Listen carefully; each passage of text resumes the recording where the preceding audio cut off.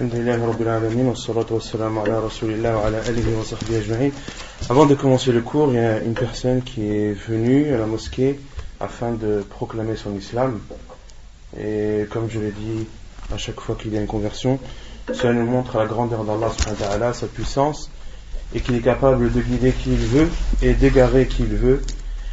Et la conversion d'aujourd'hui est une preuve, encore une fois, de la grandeur d'Allah subhanahu wa ta'ala, de sa puissance, et que malgré tout ce qui se dit sur l'islam, malgré tous les préjugés qui sont diffusés, malgré tous les mensonges qui sont émis à travers tous les médias, etc., sur l'islam, en donnant une mauvaise image de cette excellente religion, qui est parfaite, car c'est une religion qui a été légiférée par Allah subhanahu wa ta'ala, par le Seigneur des mondes, et non pas par des gens, des êtres humains qui, par définition, sont incomplets et ne sont pas parfaits du tout. Donc tout ce qui émane des êtres humains est sans aucun doute imparfait et connaît des lacunes.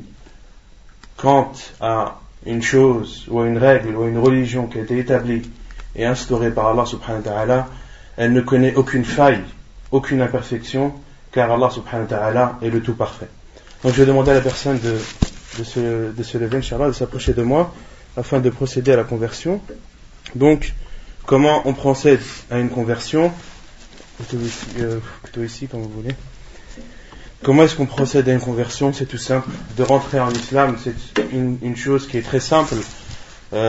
Celui qui atteste qu'il n'y a de vraie divinité qu'Allah et que Muhammad sallallahu alayhi wa sallam est son envoyé, celui qui le dit avec sa langue, en le croyant avec son cœur, il entre en islam. Il ne lui est rien demandé d'autre que d'attester qu'il n'y a de vraie divinité qu'Allah et de mettre en pratique tout ce que cette parole a comme conséquence, c'est-à-dire de n'adorer qu'Allah subhanahu wa ta'ala lui seul, sans ne rien lui associer dans toutes les sortes d'adoration, que ce soit dans la prière, que ce soit dans l'invocation, que ce soit dans le jeûne, que ce soit dans la demande de l'aide, dans la peur de n'avoir peur que d'Allah, de n'espérer que d'Allah, de n'avoir de la crainte que pour Allah, de n'invoquer qu'Allah, de n'espérer que d'Allah, de n'avoir confiance qu'en Allah, et également d'attester que Muhammad sallallahu alayhi wa sallam est son envoyé, qui signifie d'attester que c'est le dernier et le sceau des prophètes, de croire en tout ce que le prophète sallallahu alayhi wa sallam nous a informé comme chose passée ou comme chose future, et d'obéir à ses commandements et de s'abstenir de ses interdits. Donc je vais vous demander d'attester et de répéter après moi les paroles suivantes. Ashhadu an la ilaha illallah wa ashhadu anna Muhammadan Rasulullah. Rasulullah. Donc ce qui signifie j'atteste qu'il n'y a de vraie divinité qu'Allah et que Muhammad sallallahu alayhi wa sallam est son envoyé. Et je veux aussi vous demander d'attester que Isa, que Jésus est l'envoyé d'Allah et son serviteur. Wa ashhadu anna Isa Abdullahi wa rasuluh.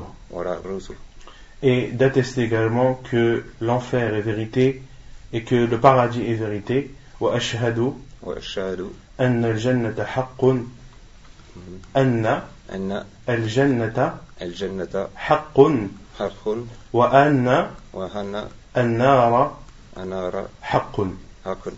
Donc on vous souhaite la bienvenue dans cette religion immense et je vous informe de la bonne nouvelle qu'a informé le prophète sallallahu alayhi wa sallam pour tous ceux qui embrassent cet islam, qu'ils sont comme des nouveau-nés et qu'ils sont aussi purs qu'un enfant qui vient d'être mis au monde par sa mère. Donc il n'a aucun péché à son compte, et ceci est une bonne nouvelle. Et Allah subhanahu wa ta'ala a même dit que celui qui n'adore que lui sans ne rien lui associer et fait des actes pieux par la suite, eh bien Allah subhanahu wa ta'ala remplace les péchés par des bonnes actions. Donc il faut profiter de cette occasion, car elle n'est pas donnée à tout le monde, de recommencer à zéro, d'avoir un compteur nul, quel que soit le passé de la personne, quels que soient les péchés qu'il aura fait, eh bien, une fois qu'il s'est converti, l'islam efface tout ce qu'il aura pu faire comme péché, aussi grand soit-il. Donc il faut en être sûr et certain qu'Allah subhanahu wa ta'ala pardonne tout ce qui est passé. Et comme on a l'habitude de le dire, si vous avez dire comment est-ce que vous vous êtes intéressé à l'islam, qu'est-ce qui a fait que Allah subhanahu wa ta'ala vous a guidé sur la voie droite, quelles sont les causes, quelles sont les choses qui vous ont aidé à embrasser cette religion. Même aussi bref soit-il. Comme je vous ai dit, c'est une recherche de spiritualité, une religion, j'en ai jamais eu, et des frères musulmans m'ont convaincu que c'était ma voie. Et qu'est-ce que vous avez trouvé de beau dans cette religion?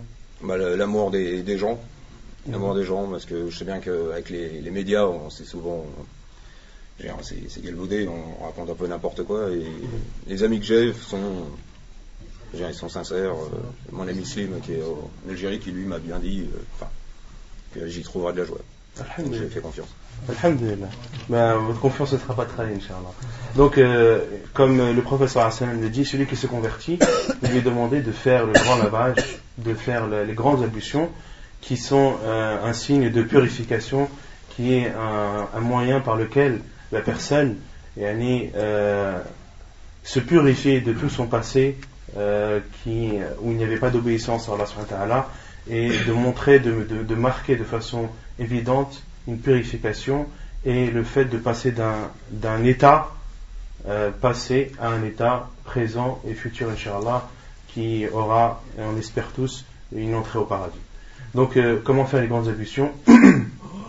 de laver 3 fois sa tête et de prendre de l'eau, de la verser sur ses cheveux, de frictionner les cheveux, puis de verser de l'eau sur l'ensemble de son corps en commençant par la partie droite, puis par la partie gauche, et ainsi la personne est pure. Aussi simple que cela. Bienvenue à vous et à bientôt, Inch'Allah.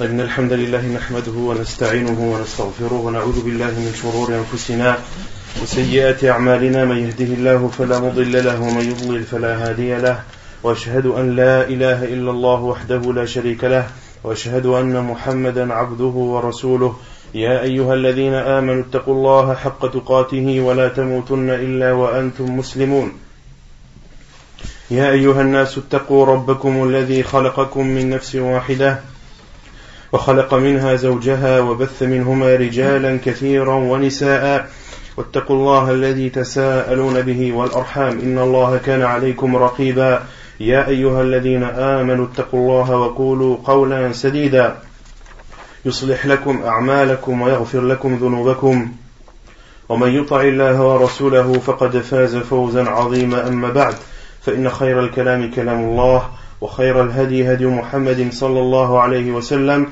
وشر الأمور محدثاتها وكل محدثة بدعة وكل بدعة ضلالة وكل ضلالة في النار. Nous continuons l'explication du livre Al-Wajiz fi fiqh sunnati wal kitab al-aziz. La semaine dernière, toujours dans le livre de la zakat, nous avions commencé à parler des 8 catégories de personnes qui ont le droit de prendre et de bénéficier de l'argent ou des biens de la zakat. Ils sont au nombre de 8, comme on l'avait vu. Qui peut me les citer dans l'ordre? نعم. إنما الصدقات, à titre de rappel, ces 8 catégories sont citées dans un verset du Coran de Surat Al-Tawbah où Allah subhanahu wa ta'ala dit إنما الصدقات للفقراء والمساكين والعاملين عليها والمؤلفة قلوبهم وفي الرقاب والغارمين وفي سبيل الله وابن السبيل. أحسنت. طيب, concernant la première catégorie, إنما الصدقات للفقراء, les zakats sont destinés à al-fuqara. Qu'est-ce qu'on avait dit sur al-fuqara? Qui sont, si on traduit, les pauvres. Qui sont les pauvres? Non. On avait dit que certains savants disaient que c'est ceux qui n'ont rien. Non. À leur possession. Certains savants disent que ce sont ceux qui n'ont rien en leur possession. Ou bien ils ont mais pas assez pour vivre. Ou bien qu'ils ont mais pas assez pour vivre. Mais ils ont donné un peu plus de détails. Non. Si en dessous, on va dire si par exemple une famille doit vivre avec un certain nombre d'argent, avec une certaine somme, bah, s'ils ont en dessous, bah, ils sont considérés comme pauvres. Ils ont la moitié. Un peu moins de la moitié. Un peu moins de la moitié. Donc, on avait dit, certains savants ont dit, soit ce sont ceux qui n'ont rien du tout, si tu ne leur donnes pas, ils n'ont rien, ou bien ceux qui n'ont pas la moitié de ce qui devrait leur suffire pour vivre normalement. Autrement dit, celui qui a besoin de 1000 euros pour vivre normalement, lui et sa famille, ne touche que 400 euros. Il a moins de la moitié de 1000 qui est 500. Donc lui, en islam, il est considéré comme al-faqir. Quelles sont les conditions pour donner de l'argent à un pauvre? Est-ce que le fait qu'il soit pauvre suffit? Non, ça suffit. Donc celui qui touche 400 euros par mois alors que normalement 1000 euros lui suffisent, on lui donne la zakat? Non. Il n'y a pas d'autre condition. Non, parce que dans le verset, il a dit car Allah subhanahu wa ta'ala dit dans le Coran innama sadaqatu lil fuqara. Mais on a vu des hadiths du prophète sallallahu alayhi wa sallam. Et comme vous le savez tous, la sunna du prophète sallallahu alayhi wa sallam vient expliquer et donner plus de détails par rapport au Coran. Et le prophète sallallahu alayhi wa sallam, on a vu le hadith qu'on a cité la semaine dernière, qui le connaît? Non? لا تحل الصدقة لا تحل الصدقة لغني أو ولا لذي مرة سوي. Le prophète sallallahu alayhi wa sallam a dit que la zakat n'est pas autorisée les rani envers un riche, ça tout le monde est d'accord. ولا لذي مرة قوي ولا لذي مرة سوي. Donc ni à celui qui est bien constitué, normalement constitué, et qui a la capacité de travailler et de subvenir à ses besoins. Donc si tu vois un pauvre qui n'a pas assez d'argent pour vivre, mais, masha'Allah, il a une bonne santé, et il a l'opportunité de travailler. Il a l'opportunité de travailler, il y a beaucoup de travaux qui sont disponibles, mais par fainéantise il ne veut pas. Celui-là, est-ce qu'on lui donne ou on ne lui donne pas? Non. Donc, al-faqr, il y a deux sortes de richesses. Il y a la richesse des biens et la richesse physique. D'accord? Et on avait dit que si la personne est en bonne santé, peut travailler mais ne trouve pas de travail, celui-ci, on lui donne la zakat ou on ne lui donne pas? On lui donne car il veut travailler mais il n'en trouve pas d'opportunité. Donc pour donner la zakat à un pauvre, il faut que cette personne soit pauvre mais aussi qu'elle n'ait pas la capacité ou qu'elle n'ait pas l'opportunité de travailler. Ensuite, al-masakin. Innama as-sadaqatu lil fuqara. Donc on a vu les pauvres, wal masakin, et les nécessiteux. Qu'est-ce que les nécessiteux? Non? Ils ressemblent au faqir. Non? C'est la même chose que le faqir, mais la différence qu'il y a entre eux, c'est que lui, ça ne se voit pas sur lui qu'il est pauvre. Et il ne demande pas aux gens. Ahsant. Il peut demander aux gens. On t'a dit que le nécessiteux, il est dans le besoin, mais son besoin n'est pas visible. Tu peux très bien trouver une personne nécessiteuse sans que cela ne se voie extérieurement. D'accord? Et les savants disent que le nécessiteux, c'est celui qui a plus de la moitié de ce qui normalement lui suffit. D'accord? Autrement dit, celui qui a besoin de 1000 euros pour vivre gagne seulement 600 euros. 600 euros, c'est au-dessus de la moitié. Donc cette personne, est-ce qu'elle est considérée comme pauvre ou comme nécessiteuse? Comme nécessiteuse. Et le fait qu'une personne travaille, est-ce que cela enlève d'elle le fait qu'elle soit nécessiteuse? Non. Une personne peut très bien travailler et être nécessiteuse. On avait cité le verset où Allah subhanahu wa ta'ala avait dit dans Surat Kahf وَأَمَّا السَّفِينَةُ فَكَانَتْ لِمَسَاكِينَ يَعْمَلُونَ فِي الْبَحْرِ. Et quant au bateau que Moussa alayhi salam, ou plutôt que Al-Khadir a troué, فَكَانَتْ لِمَسَاكِينَ, elle appartenait à des nécessiteux qui travaillaient dans la mer. Donc ils avaient un métier qui était le métier de pêcheur.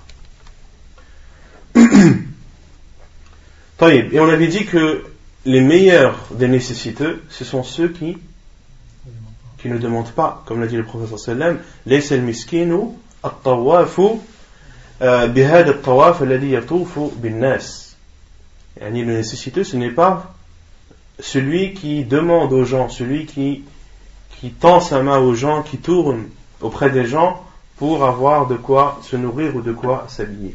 Et le professeur Hassan, lorsqu'il a dit ce n'est pas un nécessiteux, c'est-à-dire ce n'est pas un vrai nécessiteux, ce n'est pas le meilleur des nécessiteux. Le meilleur des nécessiteux, c'est celui qui se cache, celui qui ne montre pas le besoin qu'il a, celui qui ne demande pas aux gens, et celui dont les gens ne savent même pas qu'il est nécessiteux. C'est lui le meilleur des nécessiteux, et c'est lui qui mérite le plus qu'on lui donne. Ensuite, إنما الصدقات للفقراء والمساكين والعاملين عليها, et ceux qui ils travaillent pour cette zakat. Qu'est-ce qu'on avait dit sur al-amiluna alayha, à part Bachir? Non. Ceux qui travaillent pour récolter la zakat. Ce sont ceux qui travaillent pour récolter la zakat. Uniquement pour récolter la zakat? Non. Pour la donner aussi. Tous ceux qui travaillent dans le cadre de la zakat. Et on avait dit la différence entre al-amiluna alayha ou al-amiluna fiha. Al-amiluna alayha laysu al-amiluna fiha. Qui peut me donner l'exemple de quelqu'un qui travaille dans la zakat? Non? Un berger, ahsant. Un berger qui garde un troupeau, par exemple, de chameaux ou de vaches, il travaille dans la zakat. Est-ce que lui, on lui donne de la zakat pour le travail qu'il a fait? Non, car il travaille dans la zakat, il ne travaille pas pour la zakat. Ceux qui travaillent pour la zakat, ce sont ceux qui sont envoyés par l'État pour aller récupérer de la zakat, ou que l'État envoie pour aller donner la zakat à ceux qui le méritent. Maintenant, une personne qui a 100 chamelles, d'accord, et qui doit donner la zakat sur ses chameaux, lègue une personne et dit: toi, je te charge d'aller donner la zakat sur mes 100 chameaux à tel pauvre. Est-ce qu'il a cette personne qui va le faire, qui va aller donner cette zakat, elle travaille dans la zakat ou elle travaille pour la zakat? Elle travaille alayha, pour la zakat. Est-ce qu'il est autorisé à cette personne de donner ou de rémunérer cette personne de l'argent de la zakat? Non? Oui, à une condition. C'est qu'il n'est pas payé pour ça. Non.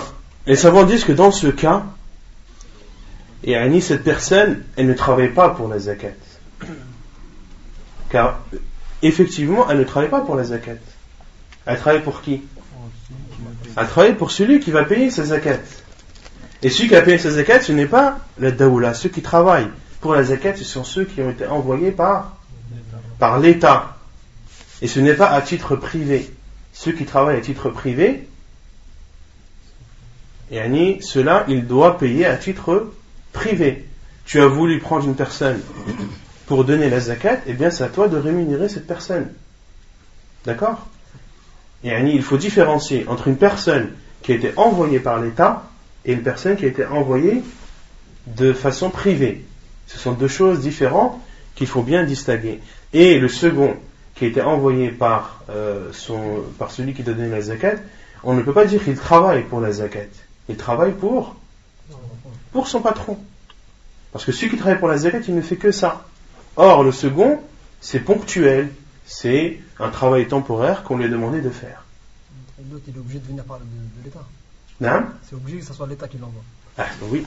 Pour celui, qui reçoit la zakat du travail le fait de donner la zakat ou de la récupérer, il faut qu'il soit envoyé, comme le disent les savants, par l'État. Il faut qu'il se travaille pour l'État. Sinon, ce serait trop facile. Beaucoup de gens feraient des détournements et des feintes dans ce cas. Et qui serait, qui connaîtrait le préjudice de cela? Les pauvres. Al-Masakin, ce sont eux qui auront le plus de préjudice. Et en islam, le bien des pauvres passe au-dessus, est prioritaire. Et on a dit que une catégorie de personnes n'ont pas le droit de prendre la zakat, qui sont la famille du prophète sallallahu alayhi wa sallam, les descendants de Banu Hashim. Les descendants de Banu Hashim, il ne leur est pas autorisé de prendre de la zakat. Même s'ils travaillent, ou pour la zakat, ils n'ont pas le droit d'être rémunérés de cette zakat. Et les Banu Hashim, est-ce qu'ils sont présents à notre époque? Oui ou non?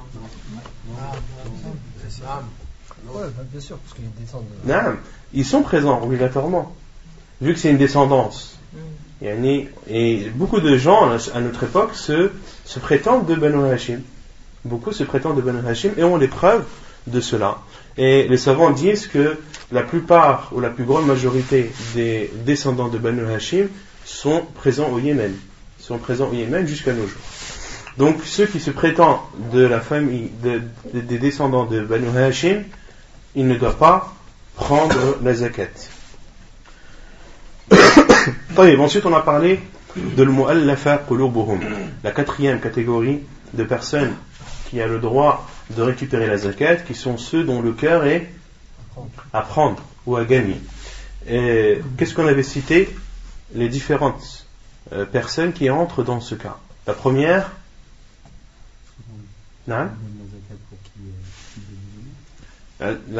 c'est de donner la zakat à un non-musulman, donc qui n'a pas encore embrassé l'islam, mais qui est proche de l'islam, dont le cœur est attaché et proche de l'islam, et le fait de lui donner de l'argent, cela l'encouragera à s'intéresser de plus à l'islam, voire à embrasser cette religion. Ensuite, la deuxième catégorie, celui dont la foi est faible. Celui dont la foi est faible, c'est-à-dire qui est musulman ou pas musulman? Musulman. Donc un musulman qui a une foi faible, c'est-à-dire qui s'est converti récemment, ou dont la foi a fortement baissé, de telle sorte qu'il suffit qu'un événement survienne pour qu'il délaisse sa religion, waliyadu billah.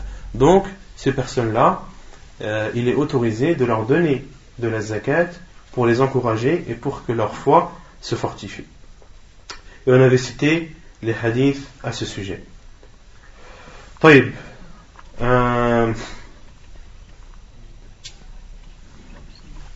Ensuite, la cinquième catégorie, qui sont al-riqab. Il y a d'autres catégories, ceux dont on peut donner de l'argent à une personne pour que la personne de son même rang se convertisse. De donner la zakat pour qu'une autre personne de façon indirecte se convertisse à l'islam.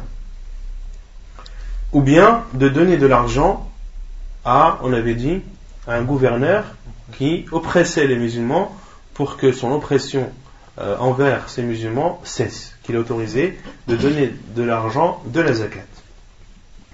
Ensuite, al-riqab, la cinquième catégorie qui est al-riqab, wa fir riqab. Et on avait dit que al-riqab comprenait 4 catégories. Tfaddal, il y a les esclaves qui sont sous contrat. Donc al-riqab qui signifie l'esclave. Non. L'esclave qui est sous contrat, c'est-à-dire qu'il a un contrat avec son maître. Ouais. Donc on peut lui donner de l'argent soit à lui, soit à son maître pour justement avancer le contrat, pour lui faciliter. Tout d'abord, la première c'est l'esclave tout court. C'est d'acheter un esclave à son maître avec l'intention de l'affranchir. Donc al-riqab, qui signifie l'affranchissement, la première catégorie, c'est d'acheter directement un esclave à son maître avec l'intention d'affranchir cet esclave. Il est autorisé de l'acheter avec l'argent de la zakat. Ensuite, la deuxième catégorie, celui qui est sous contrat, c'est celui qui est sous contrat d'affranchissement. C'est quoi quelqu'un qui est sous contrat d'affranchissement? C'est-à-dire qu'il a engagé un contrat. Qui a engagé le contrat? L'esclave et le maître. D'accord. Comment est-ce que ça se passe? C'est-à-dire que l'esclave, soit à une période donnée, il lui donne de l'argent. Comment est-ce que doit être l'accord? L'esclave dit à son maître, voilà, je veux que tu me libères, ou je veux que tu m'affranchisses, en échange de telle et telle somme, et que cela s'écrive. Donc à partir de ce moment, cet esclave est considéré comme, en arabe appelé mukatab, comme soumis à un contrat d'affranchissement. Et tant que la somme dont ils se sont mis d'accord n'est pas versée, eh bien cette personne reste toujours esclave de son maître. Et le prophète sallallahu alayhi wa sallam a dit, même s'il manque un dirham, dans un autre hadith, même s'il manque un dirham, eh bien ce dirham-là ne permettra pas à cet esclave d'être affranchi. Donc, lorsque l'esclave demande à son maître d'être affranchi en échange d'une somme, eh bien ce maître doit accepter ce contrat. In alimtum fihim khayra, si vous voyez en ces esclaves un bien.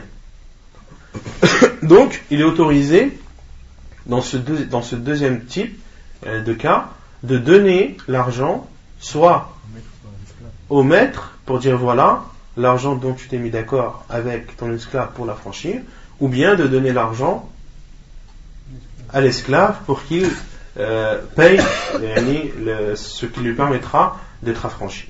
Ensuite, la troisième catégorie, les prisonniers de guerre, il est autorisé de donner de l'argent pour les libérer. Et la quatrième, les personnes qui ont été victimes d'un kidnapping, qui ont été kidnappés, des musulmans qui ont été kidnappés par des malfaiteurs, il est autorisé de donner la rançon de l'argent de la zakat pour libérer ces musulmans de ces malfaiteurs.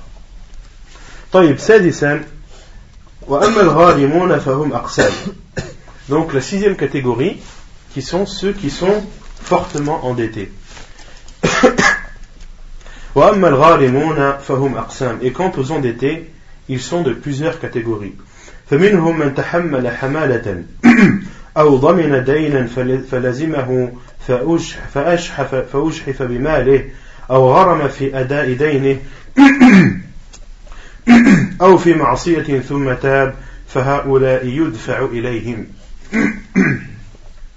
Donc, qui sont les endettés qui ont le droit de percevoir l'argent de la zakat? L'auteur dit فمنهم من تحمل حمالة. Parmi eux, des gens qui ont pris un engagement.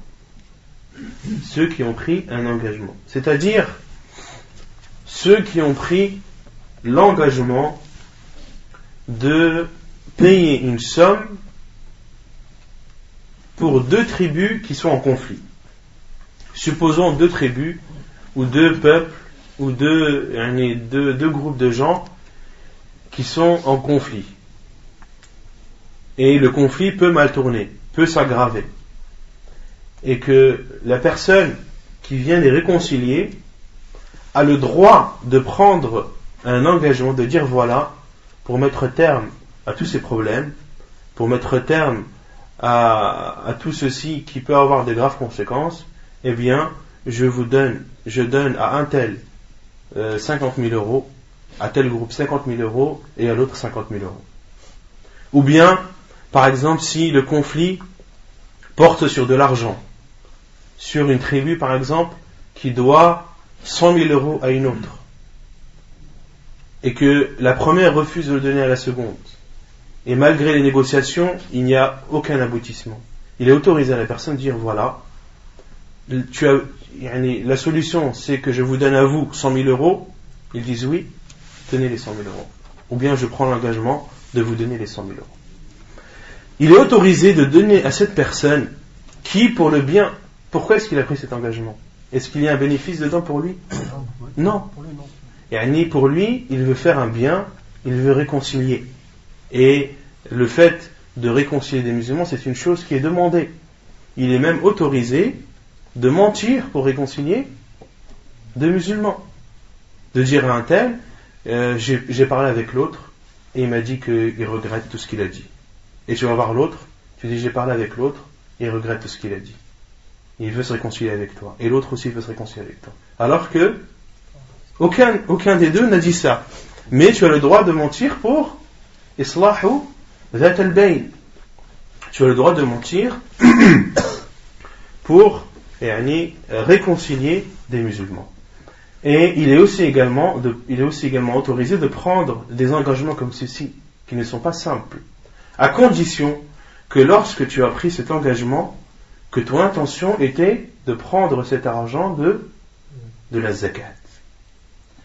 Si ton intention était de donner ces 100 000 euros de ton argent à toi, alors dans ce cas, il n'est pas obligatoire de donner l'argent de la zakat. Mais si tu as pris cet engagement avec l'intention de payer ceci avec l'argent de la zakat, alors d'aller voir le gouverneur et de dire voilà, il y avait un conflit entre telle et telle tribu, il pouvait y avoir de graves conséquences, j'ai été envoyé comme réconciliateur, et pour mettre terme à un conflit, la seule solution qui a été trouvée était de donner 100 000 euros. Et j'ai donné ces 100 000 euros avec l'intention de la récupérer de la zakat. Et là, le gouverneur lui donne cet argent.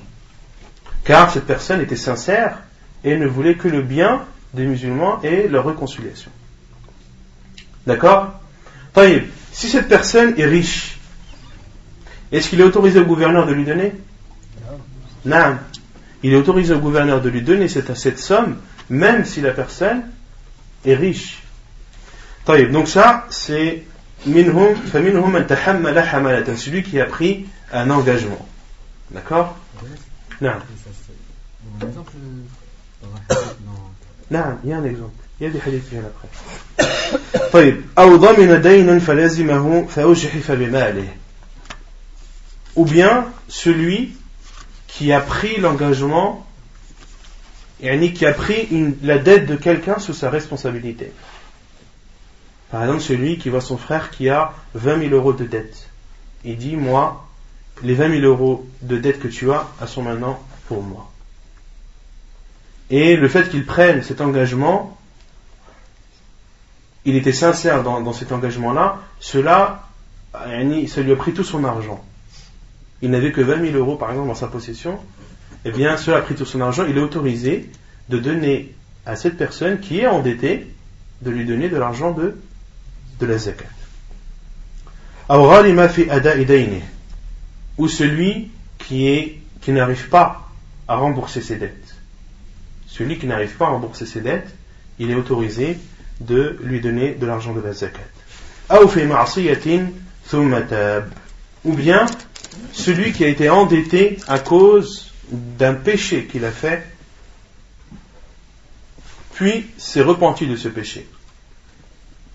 Celui par exemple qui travaillait ou qui vendait des produits stupéfiants, puis est revenu à Allah subhanahu wa ta'ala et a demandé le pardon, a fait son repentir. Mais cette personne, elle doit toujours 50 000 euros. Elle a 50 000 euros de dette. Est-ce qu'il est autorisé de lui donner ces 50 000 euros? Oui, à condition qu'il se soit repenti de son péché. Qu'il se soit repenti de son péché, c'est la condition pour lui donner de l'argent de la zakat afin qu'il rembourse ses dettes. Mais la dette, ça dépend à qui il la doit. S'il la doit à son dealer, c'est une dette. C'est une dette. À partir du moment où il doit de l'argent à quelqu'un, c'est une dette. D'accord? Et la dette, elle doit être remboursée. طيب.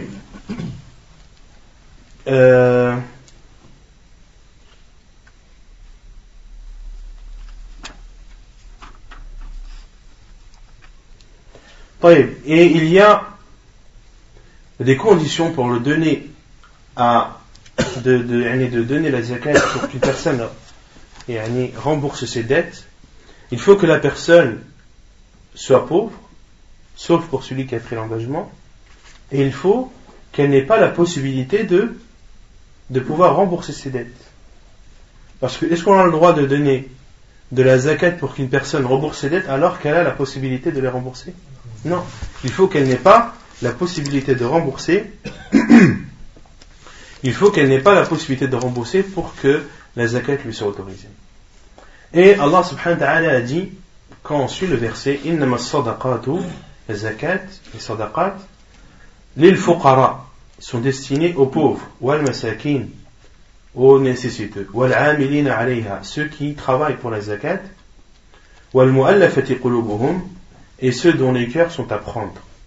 Donc Allah subhanahu wa ta'ala a dit, lil fuqara, wal masakin, yani walil masakin, wal amilina alayha, يعني وللعاملين عليها والمؤلفة قلوبهم يعني وللمؤلفة قلوبهم. Et ensuite Allah subhanahu wa ta'ala lorsqu'il parle de riqab, وفي الرقاب, وفي الرقاب. Dans le premier Allah subhanahu wa ta'ala a utilisé le lam. On avait dit le lam la semaine dernière, ça signifie l'appartenance, c'est-à-dire que l'argent que tu donnes à ces personnes, au moment où tu leur donnes, eh bien ça leur appartient, c'est leur bien, même si dans la seconde qui suit, la cause pour laquelle tu leur as donné l'argent n'est plus existante. Comme on l'a dit, celui qui t'a donné l'argent à un pauvre, qui était vraiment pauvre, puis le lendemain est riche, il devient riche. Est-ce qu'il doit rendre la zakat qu'on lui a donnée? Non, car c'est son bien. À partir du moment où tu lui as donné, ça lui appartient. Donc c'est la même chose pour les nécessiteux, la même chose pour ceux qui travaillent pour la zakat, et la même chose pour ceux dont les cœurs sont à prendre. Mais concernant l'affranchissement, Allah subhanahu wa ta'ala dit wa fir riqab, et dans l'affranchissement. Wa fir riqab wal gharimin, yani wa fil gharimin. Et le fi ici dans ce verset, Allah subhanahu wa ta'ala nous fait comprendre que l'argent n'appartient pas à ces personnes. Autrement dit, l'esclave qui a besoin de 10 000 euros pour être affranchi. On lui donne, il avait besoin de 10 000, on lui donne les 10 000. Mais ensuite son maître dit non, en fin de compte, je veux que 5 000. Qu'est-ce qu'il doit faire des 5 000 restants? Il doit le rendre. Quelle est la preuve? Wafir riqab. La preuve c'est wafir riqab. Et la preuve aussi, le fils ici a aussi une autre conséquence, c'est qu'il est autorisé de donner l'argent soit à l'esclave ou soit au maître. Quelle est la preuve? Wafir riqab. Et dans l'affranchissement, c'est-à-dire donner dans l'affranchissement ce qui permet à l'esclave d'être affranchi. D'accord? Que tu le donnes à l'esclave ou que tu le donnes à son maître, à la fin, l'affranchissement est réalisé. Contrairement al fuqara, al masakin et les autres, l'argent des pauvres, tu dois le donner aux pauvres. L'argent des nécessiteux, tu dois le donner aux nécessiteux. Et concernant les personnes endettées, donc wafir riqab wal gharimin, yani wafil gharimin, c'est-à-dire aidant les personnes endettées, c'est-à-dire que tu as le droit de donner l'argent pour que la personne endettée ne le soit plus, que tu le donnes à cette personne endettée ou que tu le donnes à celui qui a prêté l'argent, à celui à qui on doit de l'argent. Et quel est le mieux? Est-ce que c'est de donner l'argent à celui qui est endetté ou à celui à qui on doit l'argent? Celui à qui on doit l'argent. Pas forcément. Tout dépend des cas. Tout dépend des cas. Il y a certains cas où si tu le donnes à la personne endettée, au lieu de rembourser sa dette, elle va l'utiliser pour son profit personnel. Tu vas avoir une personne qui est endettée, qui se déplace en vélo, il a besoin de 10 000 euros, il a une dette de 10 000 euros, et puis le lendemain tu le vois avec sa voiture. Donc une personne, si tu vois que malgré qu'elle soit endettée, que c'est vrai qu'elle est endettée, mais qu'en lui donnant l'argent, il ne va pas rembourser sa dette, dans ce cas, le mieux est de donner l'argent à celui à qui on donne, à celui dont l'argent est dû, ou plutôt à qui l'argent est dû. طيب. Et celui qui fait ça, là, qui prend l'argent mais qui ne rend pas ses dettes, il l'utilise pour son bien personnel, il ne doit pas rendre zakat? Allahu a'lam. Dans ce cas précis, je ne sais pas, c'est clair qu'il est athim, c'est clair qu'il a commis un péché, mais ensuite, est-ce qu'il doit rendre cet argent? Allah a'lam, il faudrait poser la question à savoir. Mais une chose est sûre, c'est que par exemple, s'il avait une dette de 5000, le même exemple que pour l'affranchissement, s'il avait une dette de 10 000 et que celui à qui il doit de l'argent dit non, tu me rembourses que 5 000, il doit rendre le reste. Il doit rendre le reste, car Allah subhanahu wa ta'ala a dit wa fi riqab wa wal gharimin. Et une chose aussi qui n'est pas autorisé de faire en matière de prêt, supposons que toi, tu as prêté 5 000 euros à un pauvre, d'accord, et que ta zakat est de 10 000. Et toi, tu dis à ce pauvre, garde les 5 000 euros que tu as, je vais les déduire de ma zakat. Les savants disent, dans ce cas, il n'est pas autorisé de le faire. Pourquoi? Car la zakat, ce n'est pas quelque chose qu'on déduit, mais c'est quelque chose qu'on donne. La zakat, ce n'est pas quelque chose qu'on déduit, mais c'est quelque chose qu'on donne. Donc, dans ce cas, il n'est pas autorisé de faire une telle transaction, de dire, tu gardes les 5 000, c'est comme si je t'avais donné 5 000 euros de zakat. Non. Prends les 5 000 et ensuite donne-lui. Mais de déduire comme ça, cela n'entre pas dans les règles et dans la sagesse de la zakat. Est-ce qu'il est autorisé de rembourser la dette d'un mort de l'argent de la zakat? Une personne qui meurt et qui a laissé 5 000 euros de dette, est-ce qu'il est autorisé de dire voilà, je vais de l'argent de la zakat, on va rembourser les 5 000 euros pour ce mort? Non? Moi je dis non, parce que le prophète il l'aurait fait quand Sarah est mort. Ahsant. Il n'est pas autorisé de rembourser la zakat de l'argent, la dette d'un défunt de l'argent de la zakat. Car si cela aurait été autorisé, le prophète sallallahu alayhi wa sallam l'aurait fait à son époque. Et lorsque il s'est approché d'un homme pour prier, le prophète sallallahu alayhi wa sallam a demandé est-ce qu'il a une dette? Ils ont dit oui, on va d'Allah, il a 2 dinars. Si c'était autorisé de payer de la zakat, le prophète sallallahu alayhi wa sallam aurait dit prenez 2 dinars de l'argent de la zakat et remboursez sa dette. Non, le prophète sallallahu alayhi wa sallam, qu'est-ce qu'il a fait? Takhallaf. Il s'est reculé et a dit sallu ala sahibikum, priez sur votre compagnon.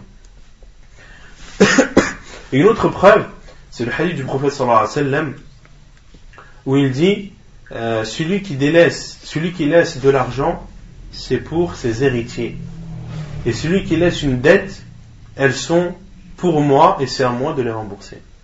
Et le prophète sallallahu alayhi wa sallam remboursait les dettes des défunts qui en laissaient autant qu'il le pouvait sallallahu alayhi wa sallam. Et on avait vu le jugement de celui qui délaisse une dette, qu'il était autorisé de rembourser sa dette à n'importe quel musulman, que n'importe quel musulman avait le droit de prendre l'engagement de rembourser la dette du défunt. Il n'est pas obligatoire pour la famille de rembourser, pour la famille et uniquement la famille, de rembourser les dettes du défunt, mais il est autorisé à l'ensemble des musulmans de participer à ce remboursement. Vous vous souvenez? Mais pourquoi le prophète ne l'a pas fait pour cet homme-là? Pourquoi le prophète? Il n'a pas dit quand l'homme il est mort, il avait 2 dinars de dette. Pourquoi c'est pas lui qui les a... Hasab al-hal. Tout dépend du moment, etc., etc. Du moment où cette personne est morte, est-ce que le prophète sallallahu alayhi wa sallam avait les moyens ou pas, ou peut-être que le prophète sallallahu alayhi wa sallam a fait ça pour montrer la gravité de cet acte. Chaque moment pour chaque moment il y a une réaction à prendre. Tout dépend des personnes. Il suffit que tu sois dans une assemblée et ta réaction peut différer d'une autre assemblée. C'est pour ça que les savants disent les kulli maqamin maqal. Pour chaque assemblée, il y a une façon de parler. Et quand tu as une assemblée devant toi d'étudiants en sciences religieuses, tu dis telle chose, c'est une bid'a. Mais quand tu vois des awam, quand tu vois des gens qui ne sont pas étudiants, qui n'ont pas étudié la religion, de dire ça risque de faire une fitna, car c'est une chose qu'ils font tous les jours. Il faut passer par un autre chemin. Donc pour chaque assemblée, il y a une façon de parler. Et le prophète sallallahu alayhi wa sallam, si il s'est reculé et a dit à ses compagnons, sallu ala sahibikum, priez sur votre compagnon, c'est que c'était la meilleure chose à faire à ce moment, à cet endroit, avec les personnes présentes. Allahu a'lam.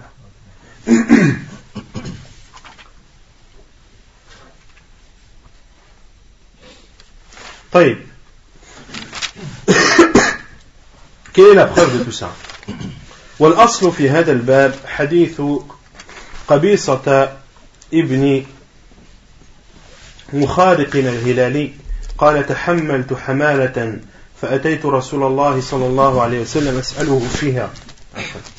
أسأله فيها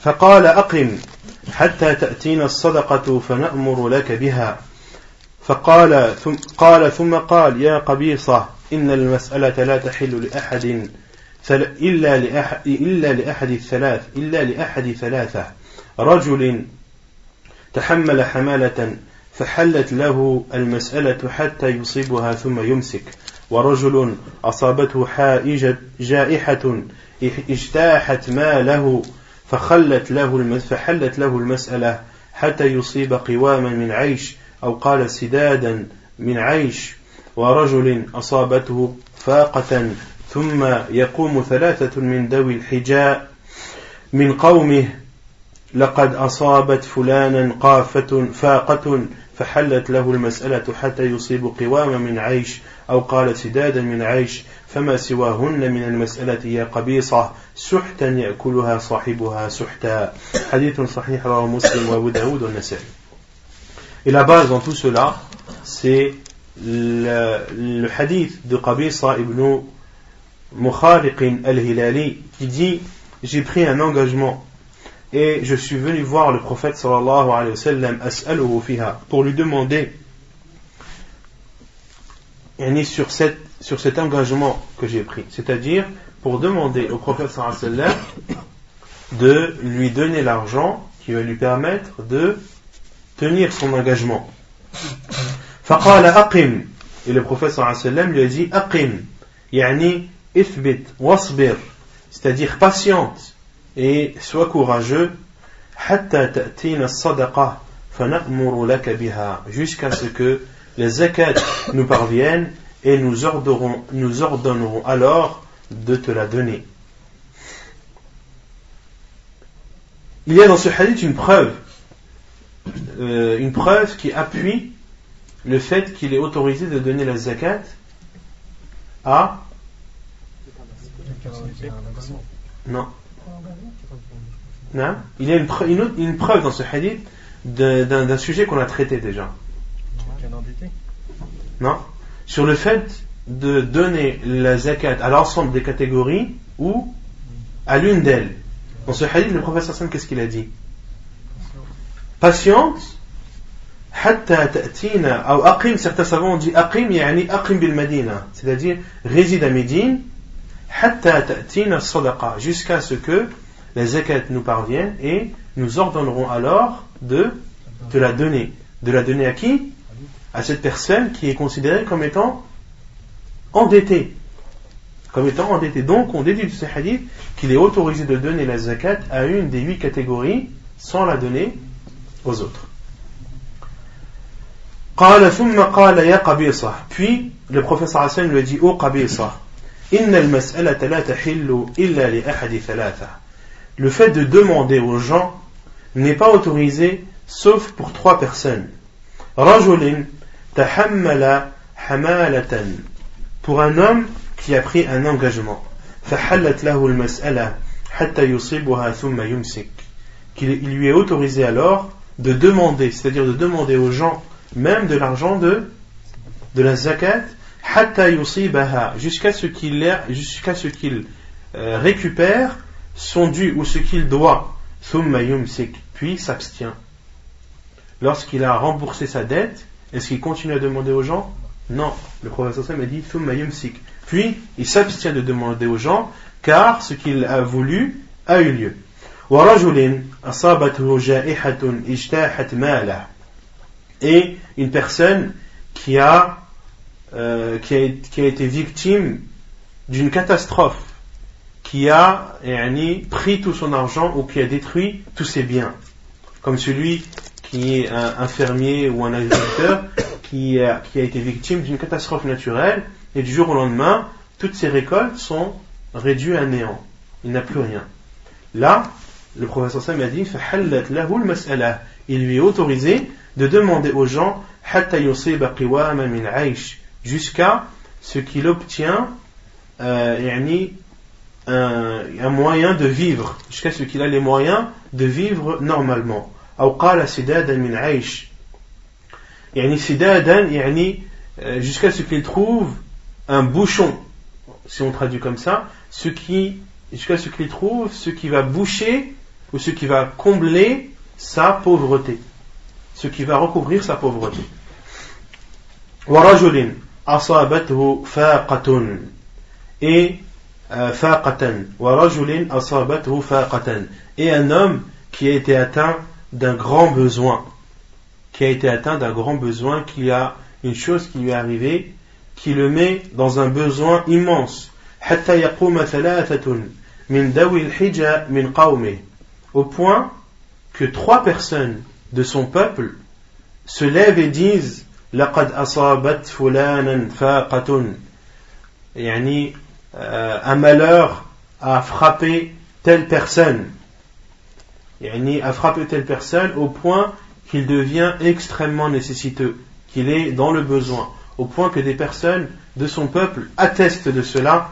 فَحَلَّتْ لَهُ الْمَسْأَلَةِ, il lui est autorisé de demander aux gens حَتَّى يُصِيبَ قِوَامًا مِنْ عَيْشٍ, jusqu'à ce qu'il trouve de quoi vivre normalement, أو قال سدادا من عيش, ou de trouver ce qui va boucher ou combler sa pauvreté. فَمَا سِوَاهُنَّ مِنَ الْمَسْأَلَةِ يَا قَبِيصَةِ, et tout ce qui est demande en dehors de ces 3 cas, au qabisa, suhtan ya'kuluha sahibuha suhta, c'est une chose interdite que mange alors celui qui la demande, c'est une chose interdite. As-suht, c'est un bien ou un argent qui n'est pas autorisé ni de prendre ni de donner, car c'est un bien qui est démuni et nu de toute baraka. Suhtan ay suhita min barakatillahi subhanahu wa ta'ala. Donc le fait pour une personne qui n'est pas dans la nécessité de demander aux gens, eh bien l'argent qu'il aura suite à cette demande est interdit, c'est considéré comme de l'argent interdit. Et le professeur Sam a dit kullu lahmin nabata min as-suht fan-naru awla bih. Le professeur Sam a dit toute viande qui grandit dans l'argent haram, fan-naru awla bih, alors l'enfer est ce qu'il mérite le plus. Autrement dit, une personne qui travaille dans un travail illicite ou qui gagne de l'argent illicite et grandit et vit avec cet argent, le professeur Hassan a dit fan-naru awla bih, il mérite l'enfer. L'enfer est ce qu'il mérite le plus. Wal-'iyadhu billah. Et dans d'autres hadiths, le professeur Hassan a dit celui qui demande alors qu'il n'a pas de besoin, alors tout ce qu'il aura eu comme argent ou comme bien suite à cette demande seront visibles sous forme de blessures, sous forme de fentes, d'ouverture dans son visage. Wal-'iyadhu billah. Allah subhanahu wa ta'ala l'humiliera ainsi le jour du jugement. Non. Question. Non, très bien. Pour une personne matalan qui s'endette, il se dit je vais m'endetter, mais je sais qu'il y a zakat. Matalan, un exemple. Une personne elle achète une maison, il achète la maison, après qu'il ait acheté la maison, il va être endetté. Il y a 12 ? Non, parce qu'on a dit, elle a dit, yatahammal hamalatan, celui qui prend un engagement. Les savants, lorsqu'ils parlent de cela, lorsqu'ils expliquent cela, ils parlent de quelqu'un qui a pris un engagement pour réconcilier deux personnes ou deux tribus. Et ce serait trop facile de dire, bon, moi je vais acheter une maison, je vais être endetté, mais c'est pas grave, je vais demander la zakat. Non. La zakat, on la demande pour celui qui a pris un engagement lorsqu'il a réconcilié deux personnes ou deux tribus et qu'il s'est engagé à donner telle ou telle somme. C'est uniquement dans ce cas et pas dans les autres. C'est pas n'importe quel endetté. Non ? C'est pas n'importe quel endetté. C'est-à-dire ? Non. Après, si la personne est endettée, ou plutôt c'est un endettement accidentel, ou lorsqu'il a acheté sa maison, il avait tout prévu pour qu'il puisse rembourser ses dettes. Mais une chose est arrivée, un événement est arrivé qui a fait que il se retrouve dans la galère et qu'il ne peut pas rembourser sa dette. Dans ce cas, on a le droit de donner l'argent de la zakat. Mais une personne qui fait ses calculs en voulant tricher et dire voilà, je vais acheter ma maison, de toute façon je sais que la maison je ne pourrai pas la rembourser, c'est impossible que je la rembourse, mais ma'alish, je vais demander aux gens pour qu'ils me donnent l'argent de la zakat. Hada, tahayyala fi shara. Lui, il joue au détournement, il joue avec la religion, al-'iyadhu billah. Une personne, lorsqu'elle fait une transaction ou lorsqu'elle s'engage dans de l'argent, elle doit le faire de façon sincère en calculant s'il peut ou s'il ne peut pas. Non. Oui. Dans le cas de la maison, il faut toujours revendre la maison et rembourser la dette. Bien sûr. Car beaucoup disent j'achète une maison à crédit, comment faire? Les savants donnent la réponse, mais n'importe qui pourra te donner la réponse. Vends ta maison et rembourse ce que tu as, et alhamdoulilah, ustarih. Et puis loue ton appartement et vis tranquillement dans la baraka. طيب. سابعا وأما في سبيل الله فهم الغزاة الذين لا حق لهم في الديوان.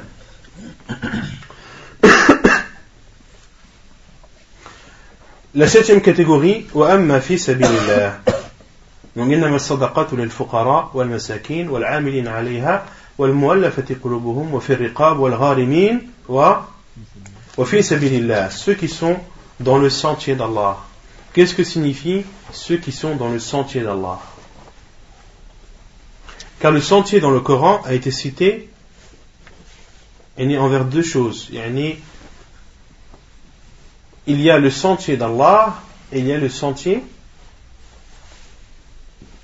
dans le Coran. Deux types de sentiers ont été cités, deux chemins. Non?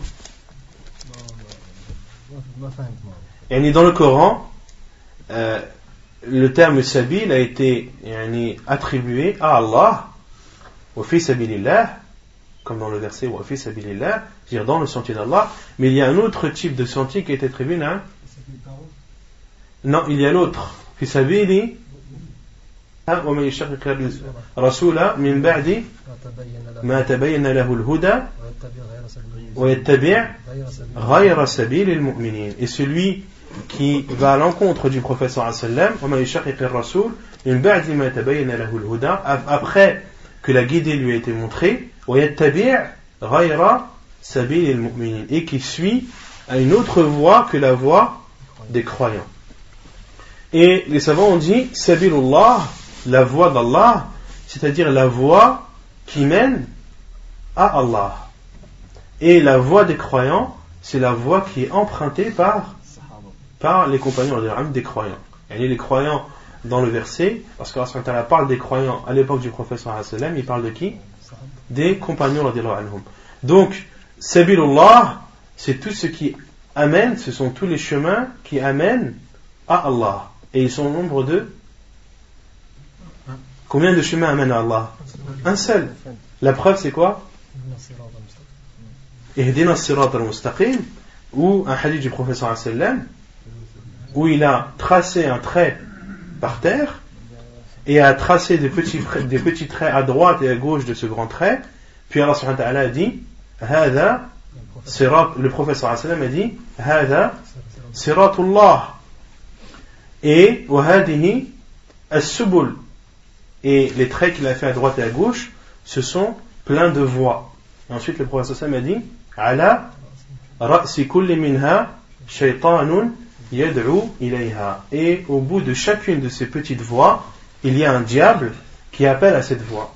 Puis Allah subhanahu wa ta'ala, le prophète sallallahu alayhi wa sallam a lu le verset wa anna hadha sirati mustaqiman fattabi'uhu, et ceci est ma voie droite, suivez-la, وَلَا تَتَّبِعُوا السُّبُلِ, et ne suivez pas les autres voies, فَتَفَرَّقَ بِكُمْ عَنْ سَبِيلِهِ, car elles vous sépareront et vous éloigneront de la voie d'Allah subhanahu wa ta'ala. Donc, fi sabilillah, dans le verset, est-ce qu'il signifie de faire toutes les choses bien qui amènent à Allah, ou est-ce que c'est quelque chose de plus précis? Apparemment. Taïb. Si on dit taïb, fi sabilillah, c'est tout ce qui est dans le sentier d'Allah. Tout ce qui est dans le sentier d'Allah, par exemple, c'est de construire une mosquée, c'est d'acheter des livres, c'est de réparer une route, c'est de construire un puits. Tout ceci sont des voies de bien qui font partie du sentier d'Allah. Le fait de dire ça, yani, à quoi bon restreindre 8 catégories alors dans ce cas? Si on dit que dans le sentier d'Allah, ça veut dire tout ça, ça veut dire à la fois construire la mosquée, etc., tout ce que tu peux faire de bien, tu as le droit de donner la zakat pour le faire. Dans ce cas, à quoi sert le fait de citer les 8 catégories? Non? Non, c'est pas la priorité, non. Yani, ici, fi sabilillah, ça ne veut dire qu'une chose, comme le disent les savants, car si ça voudrait dire autre chose, ça voudrait dire fi sabilillah, c'est-à-dire toutes les choses bien, et ceci n'aurait plus, yani, ce verset-là n'aurait plus de sens. Ce verset-là n'aurait plus de sens. Il y a une chose pire encore, c'est que ceux-là, qui en paierait le préjudice encore? Les pauvres. Car les gens, si tu leur dis qu'ils ont le droit de donner la zakat pour construire une mosquée, qu'est-ce qu'ils vont se dire? Ils vont se dire, autant donner l'argent pour construire la mosquée, car c'est une mosquée, car le professeur Samet dit, celui qui construit une mosquée pour Allah, Allah lui construit une maison au paradis. Et j'aurai la récompense de tous ceux qui prient dans cette mosquée.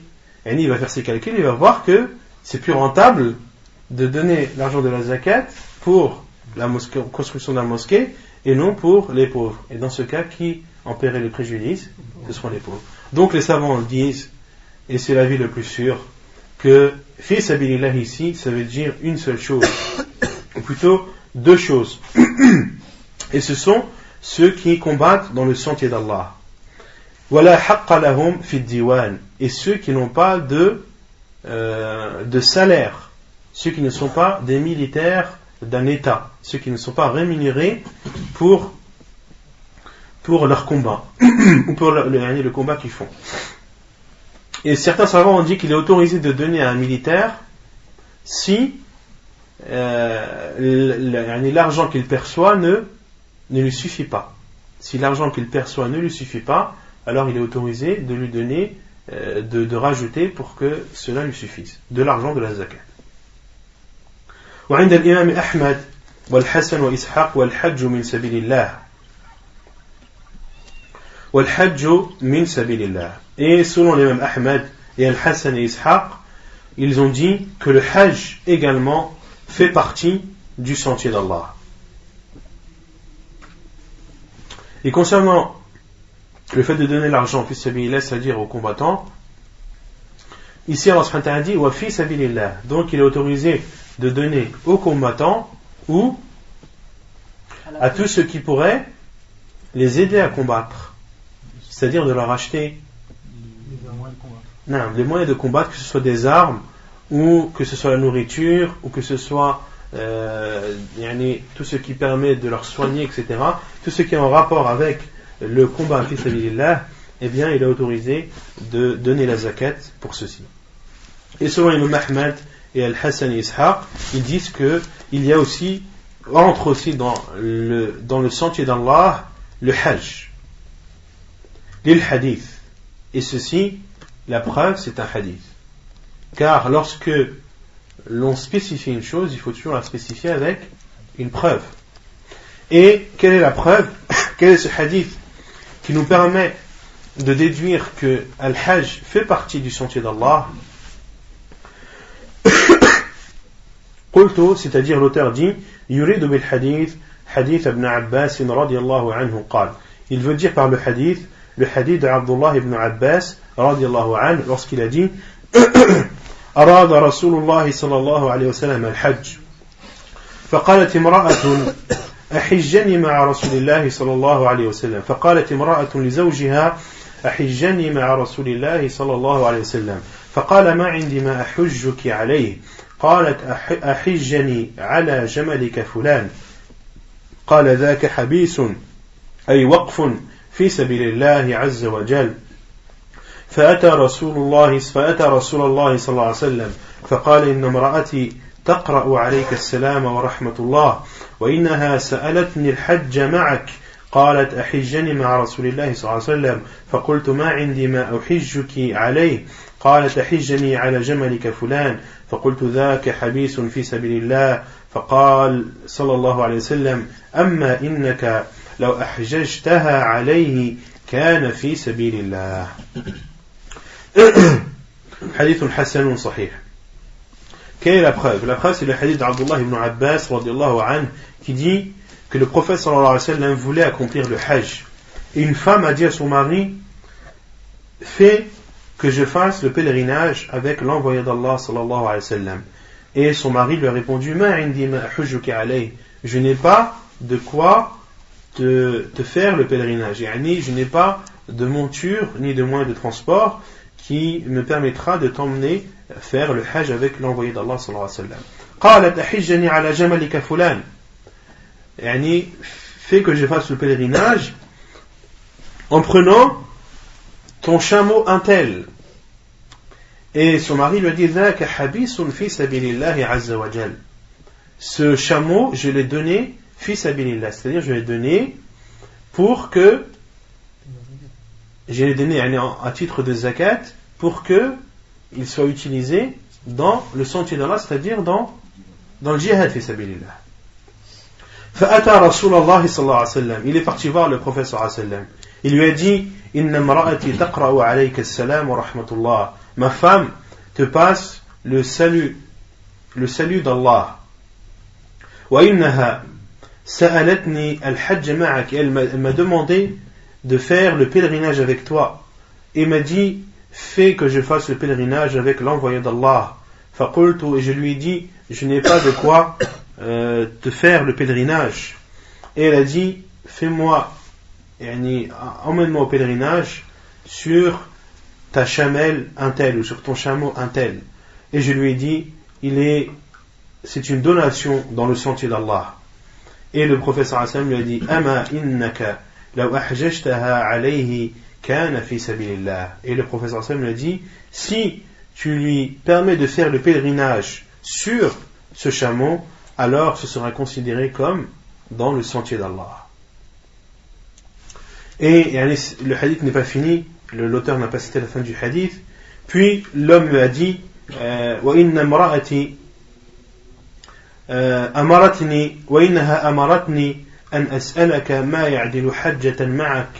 Et ensuite l'homme a dit ô envoyé d'Allah, ma femme m'a aussi demandé de te poser la question de ce qui équivaut à un pèlerinage avec toi. Et le prophète sallallahu alayhi wa sallam lui a dit اقرأها السلام ورحمة الله وبركاته. Puis le prophète sallallahu alayhi wa sallam lui a dit passe-lui le salam d'Allah ainsi que sa miséricorde et ses bénédictions et informe-la وأخبرها أنها تعدل حجة معي. Et informe-la qu'elle équivaut à un pèlerinage avec moi, c'est-à-dire la umrah du Ramadan. Yani umrata Ramadan. C'est-à-dire la umrah faite pendant le Ramadan équivaut à un pèlerinage avec le prophète sallallahu alayhi wa sallam. Donc c'est clair pour la preuve de ce hadith. J'ai pas compris la preuve. Le prophète sallallahu alayhi wa sallam, c'est un chameau qui a été donné dans le sentier d'Allah, c'est-à-dire pour être utilisé dans le combat, dans le jihad fi sabilillah. Autrement dit, qu'il n'est pas autorisé d'utiliser ce chameau pour autre que cela. Et c'est pour cela que le mari a refusé à sa femme de mettre à sa disposition ce chameau, car ce chameau est destiné à une chose bien précise. Puis, lorsqu'il est venu demander au prophète sallallahu alayhi wa sallam, le prophète sallallahu alayhi wa sallam lui a dit law annaka ahjajtaha alayhi. Si tu permets à ta femme de faire le pèlerinage sur ce chameau, fahuwa fi sabilillah. Ceci est considéré comme étant dans le sentier d'Allah. Autrement dit, que le Hajj fait partie également du sentier d'Allah et qu'il est autorisé de donner de l'argent de la zakat pour qu'une personne puisse faire son pèlerinage. Il est autorisé de donner de l'argent à une personne qui n'a pas les moyens de faire le pèlerinage, de lui donner de l'argent de la zakat pour qu'il fasse son pèlerinage. Donc autrement dit, si toi tu as par exemple 1000 euros de zakat à donner, il t'est autorisé de le donner à une personne pour qu'elle puisse accomplir son pèlerinage. ثامنا وابن السبيل وهو المسافر المجتاز في بلد ليس معه شيء يستعين به على سفره فيعطى من الصدقات ما يكفيه إلى بلده وإن كان له مال. Huitièmement, وابن السبيل. وابن السبيل, si on traduit littéralement, ça veut dire l'enfant du chemin. Autrement dit, quelqu'un qui a l'habitude de voyager. Comme en arabe, par exemple, le héron. Vous connaissez tous le héron?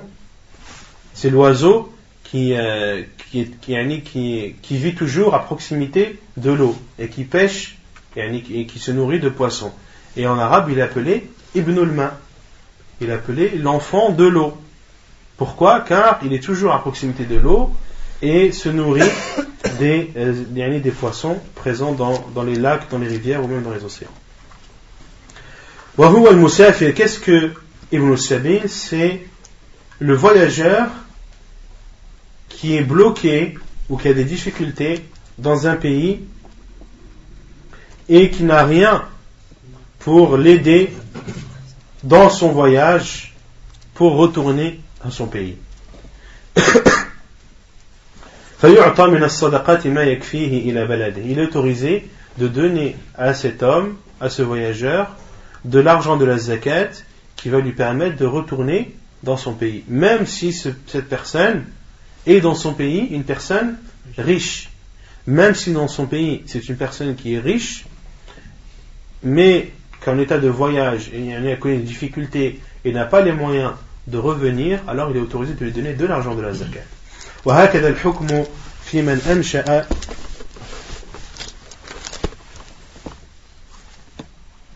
وهكذا الحكم في من أنشأ سفرا من بلده وليس معه شيء فيعطي من مال الزكاة كفاية في ذهابه وإيابه. De même pour celui qui veut voyager vers son pays mais n'a pas de quoi voyager. Par exemple, celui qui a absolument besoin de voir sa mère qui est dans un autre pays mais n'a pas les moyens d'aller voir sa mère, il est autorisé de lui donner l'argent qui va lui permettre de partir et de revenir. Et la preuve dans cela est le verset où Allah subhanahu wa ta'ala dit وابن السبيل.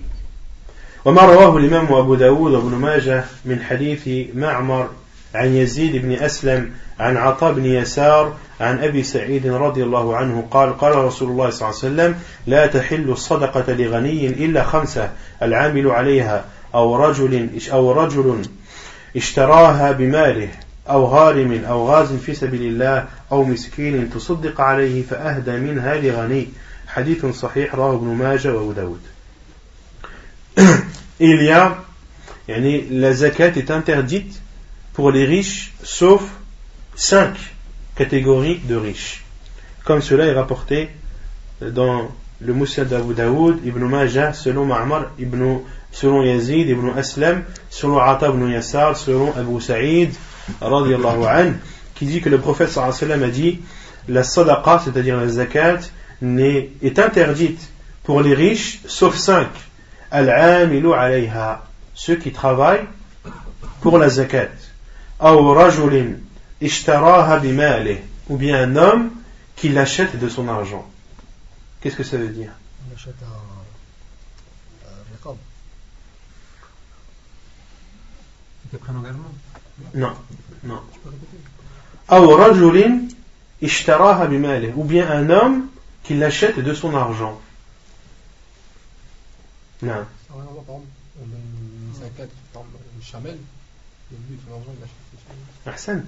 C'est par exemple une personne à qui on a donné la zakat. D'accord? Un pauvre qui a eu une chamelle en zakat. D'accord? Il est autorisé à un riche de l'acheter de son argent. Est-ce qu'il est autorisé à un riche d'acheter cette chamelle? Il est autorisé ou pas? Oui. يعني في الحديث أو رجل أي غني اشتراها بماله أي اشترى أي الصدقة بماله de son argent. Mais les savants disent qu'il n'est pas autorisé de l'acheter au pauvre à qui tu l'as donné. Parce que ça va être une ouverture, une porte ouverte aux escroqueries et aux arrangements cachés. Je te donne la chamelle, mais bon, après je te l'achète à bas prix. Comme ça, en fin de compte, au lieu de donner une chamelle, il a récupéré de l'argent en se mettant d'accord avec le pauvre. Cela est interdit.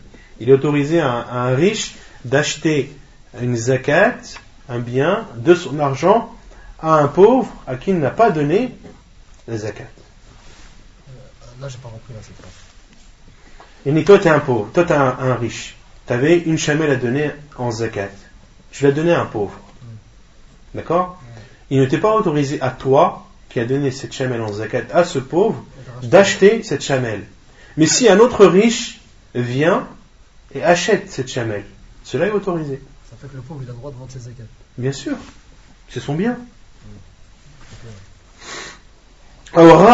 Ou bien celui qui est endetté. On a dit par exemple celui qui a pris un engagement. D'accord? Ou bien un combattant dans le sentier d'Allah. Ou bien un pauvre à qui on a donné la zakat, puis a voulu donner cette zakat ou une partie de cette zakat à un riche en cadeau. Par exemple, si un pauvre, par exemple, on lui a donné en zakat 100 kilos de dattes et qu'un riche vient chez lui, est-ce qu'il est autorisé à ce pauvre de donner des dattes à ce riche? Oui, il est autorisé. Il est autorisé, malgré qu'il soit riche, de prendre de ces dattes. Donc ce sont les 5 cas dans lesquels il est autorisé aux riches de prendre de l'argent de la zakat. Taïb. Concernant al-fuqara ou al-masakin, est-ce qu'il est autorisé de donner de l'argent à ses parents ou à ses enfants? De l'argent de la zakat à ses parents ou à ses enfants? Non. Non? Non? Non? Est-ce qu'il est autorisé, lui? J'ai 1000 euros de zakat à donner. Est-ce que j'ai le droit de le donner à mon fils? Non. Pourquoi? Tu dois subvenir à ses besoins. Non? Tu dois subvenir à ses besoins. Tu dois subvenir à ses besoins. Ahsant. Les savants disent qu'il n'est pas autorisé de donner la zakat à ceux dont ceux qui sont sous ta charge. Ceux qui sont sous ta charge. Ta femme, est-ce que c'est toi qui dois subvenir à ses besoins? Oui. Donc tu ne dois pas donner de la zakat à ta femme. Pourquoi? Car il y a une règle dans la zakat que les savants disent la yajuzu isqatu wajibin bil zakat, qu'il n'est pas autorisé d'abolir une chose obligatoire par la zakat. Autrement dit, ta femme, tu dois par exemple, en général, tu dépenses 400-500 euros pour subvenir à ses besoins. Et tu lui donnes 1000 euros de zakat. Ces 1000 euros de zakat, est-ce qu'ils ne vont pas enlever de toi l'obligation de subvenir aux besoins de ta femme? Oui ou non? C'est interdit. Dans ce cas, c'est interdit. Pourquoi? Car tu as aboli une obligation en utilisant la zakat. Par exemple, tu invites des pauvres chez toi. Ce sont tes invités. Et les invités en islam, tu dois les nourrir obligatoirement, s'ils restent chez toi, au moins 3 jours ou 1 jour. On va partir du principe que tu dois le nourrir au moins le premier jour. Que c'est une obligation pour toi de nourrir ton invité, de lui donner, de lui préparer ou de lui mettre à sa disposition un déjeuner et un dîner. Et toi tu décides, tu dis, lui c'est un pauvre. Autant lui donner de la zakat. J'ai justement des dattes à donner en zakat et j'ai justement du blé ou autre à donner en zakat. Et tu lui donnes en zakat à ce pauvre qui est invité chez toi. Est-ce que tu as le droit ? Non, car tu as utilisé la zakat pour abolir une chose qui est obligatoire pour toi. Donc tout ce qui est aboli, tout ce que tu abolis comme obligation, qui t'est demandé en utilisant la zakat, cela est interdit. طيب. نعم. Et la femme, est-ce qu'elle peut donner la zakat à son mari si elle est plus riche que lui? Non, il est autorisé à la femme de donner la zakat à son mari. Non, parce que la femme, il ne lui est pas obligatoire de subvenir aux besoins de son mari. طيب, maintenant, celui qui doit subvenir, qui n'a pas la possibilité de subvenir aux besoins de son enfant, par exemple. Ou plutôt, l'enfant qui, normalement, doit subvenir aux besoins de son père. Parce que lorsque les parents grandissent, qui doit subvenir à ses besoins ? Ses enfants. Cet enfant n'a pas la possibilité de subvenir aux besoins de son père. Mais il a de la zakat à donner. Est-ce qu'il est autorisé ou pas ? Non, parce que c'est une obligation pour lui. Non, mais il n'a pas. C'est une obligation qu'il ne peut pas tenir. Son père, par exemple, l'enfant doit débourser 300-400 euros pour subvenir aux besoins de son père. Mais il n'a pas cet argent, il ne peut pas subvenir aux besoins de son père. Mais, en faisant ses calculs, il doit donner 100 euros de zakat. Et il a pu garder beaucoup jusqu'à la fin de l'année. Les savants disent que tu dois donner, qu'il est autorisé de donner ces 100 euros de zakat à ton père. Et que même, c'est ce qu'il y a de mieux à faire, car tu n'as pas la possibilité de subvenir à ses besoins. Et les savants disent aussi qu'il est autorisé de donner la zakat à ton fils ou à ton père qui est endetté. À ton fils ou à ton père qui est endetté. Car le fait de lui donner, est-ce que ça enlève l'obligation qui t'est donnée ou qui t'est demandée ? Non. Il n'est pas obligatoire pour toi de rembourser la dette des autres. Si ton père a une dette, est-ce que c'est à celui qui doit subvenir à ses besoins de la rembourser ? Si toi tu as une dette, est-ce que c'est une obligation pour ton père de rembourser sa dette ? Ta dette ? Non. D'accord ? Donc il est autorisé au père de donner de l'argent à son fils qui est endetté pour qu'il rembourse ses dettes. Mais son père devra toujours subvenir aux besoins de son fils. C'est clair ou pas ? طيب. زكاة الفطر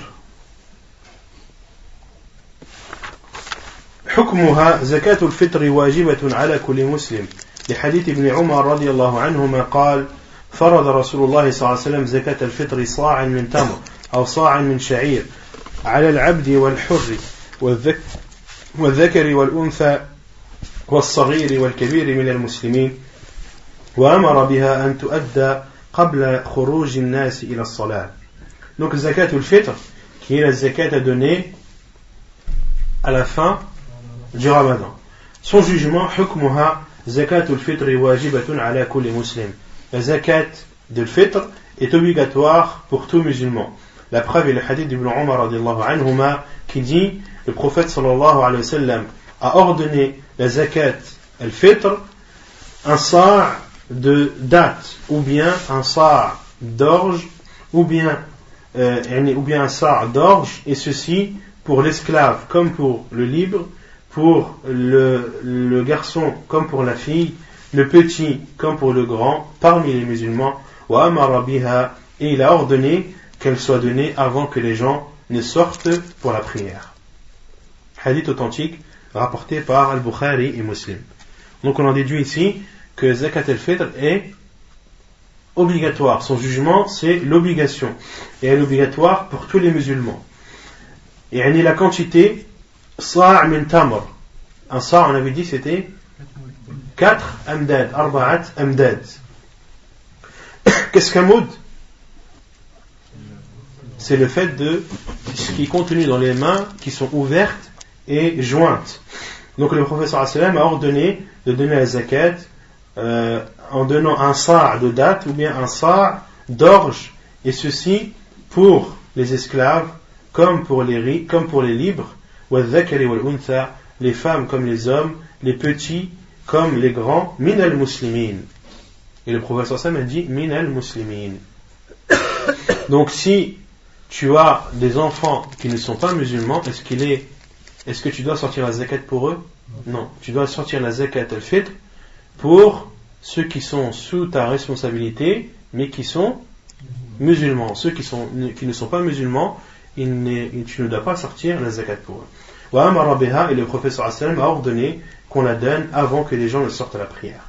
Hikmatuha, la sagesse de cette zakat. عن ابن عباس قال فرض رسول الله صلى الله عليه وسلم زكاة الفطر طهرة للصائم من اللغو والرفث وطعمة للمساكين فمن أداها قبل الصلاة فهي زكاة مقبولة ومن أداها بعد الصلاة فهي صدقة من الصدقات. Quelle est la sagesse de zakat al-fitr? Selon Abdullah ibn Abbas radiyallahu anhu, il dit le prophète sallallahu alayhi wa sallam a ordonné la zakat du fitr طهرة للصائم من اللغو والرفث, afin de purifier le jeûneur de l'aghu. Al-laghu fi shar', c'est de fait de dire des paroles qui ne sont pas bénéfiques, c'est-à-dire des paroles qui ne t'apportent ni un bien ni un mal. Al-rafath, ce sont toutes les paroles et tous les actes dont tu as un péché en les faisant. Wa tu'matan lil masakin, et c'est une alimentation pour les pauvres al-masakin, c'est-à-dire de leur donner à manger le jour de l'Eid afin qu'ils mangent, qu'ils boivent, et que le Eid, le jour de la fête, soit un jour de fête pour tout le monde. Tu'matan lil masakin, le prophète sallallahu alayhi wa sallam a dit pour al-masakin. Et al-masakin, concernant al-masakin et al-fuqara, ce sont deux termes, les pauvres et les nécessiteux, ce sont deux termes. Lorsqu'ils sont séparés, ils veulent dire la même chose, ou ils veulent dire les deux en même temps. Et lorsqu'ils sont réunis, chacun veut dire une chose bien précise. Lorsque le terme masakin est utilisé tout seul, il englobe, lorsque le terme nécessiteux est utilisé tout seul, il englobe à la fois les pauvres et les nécessiteux. Lorsque le terme pauvre est utilisé tout seul, il englobe à la fois les pauvres et les nécessiteux. Mais lorsqu'ils sont cités l'un à côté de l'autre, le pauvre signifie celui qui n'a rien, ou bien celui qui n'a pas la moitié de sa suffisance. Et al-miskin, le nécessiteux, c'est celui qui a plus de la moitié de sa nécessité ou de sa suffisance. Non. Al-laghu, ce sont toutes les paroles que tu dis qui ne t'apportent ni un bien ni un mal.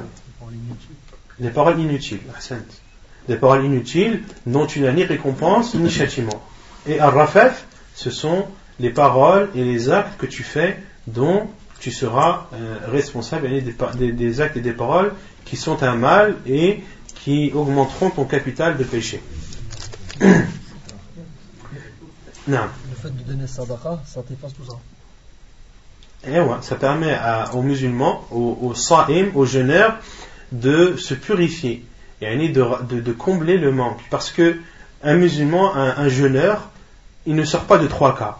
Soit il dit des choses bénéfiques, il fait des choses bénéfiques, soit il dit ou il fait des choses qui ne sont pas bénéfiques, mais qui ne sont pas des péchés, ou soit il fait ou il dit des choses qui sont un péché. Dans le premier cas, est-ce qu'il a besoin d'être purifié? Non, parce qu'il a dit du bien, il a dit des bonnes paroles, il a fait de bons actes qui lui rapportent des hasanat. Et lorsqu'il dit des choses qui ne sont pas bénéfiques, il a un manque, c'est-à-dire qu'il aurait pu dire des choses bénéfiques.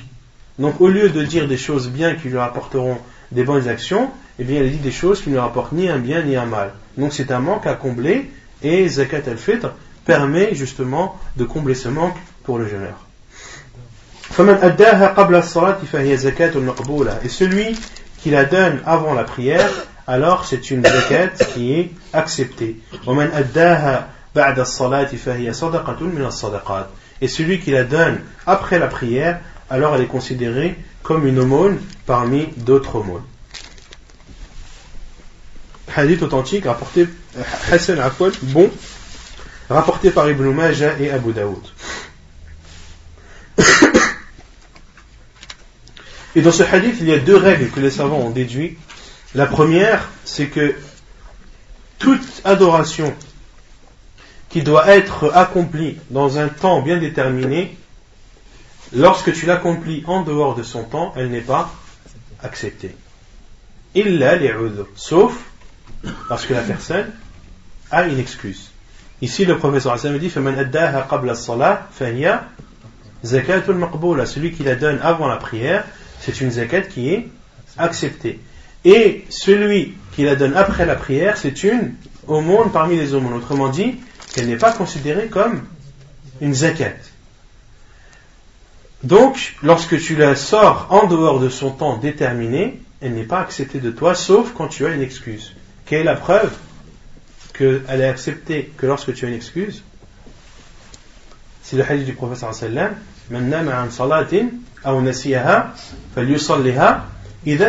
Celui qui dort pendant une prière ou qui l'a oublié, alors qu'il l'a pris au moment où il s'en rappelle ou au moment où il s'en rend compte. Donc celui qui a oublié de donner la zakat al-fitr et s'en est rappelé après la prière, est-ce qu'il donne la zakat ou pas? Oui, il la donne et elle est acceptée de lui car il fait partie des gens qui sont excusés. Et il y a une autre règle que les savants ont déduit de ce hadith, et que ce qui n'apparaît pas comme obligatoire devient surérogatoire.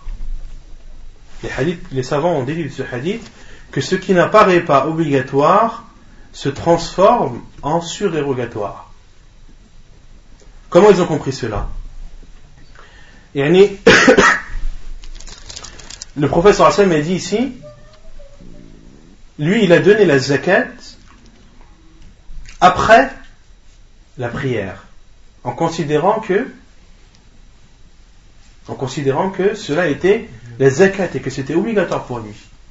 Mais, d'après le hadith, il n'est pas obligatoire pour lui de donner cette zakat. Mais il a quand même donné. Elle se transforme en sadaqa. Elle se transforme en une aumône surérogatoire. Et les savants ont donné l'exemple aussi d'une personne, par exemple, qui a prié Dohr avant son heure. Il a prié Dohr, pour lui c'était une obligation. Mais il s'est rendu compte après que l'heure, qu'il a prié avant l'heure.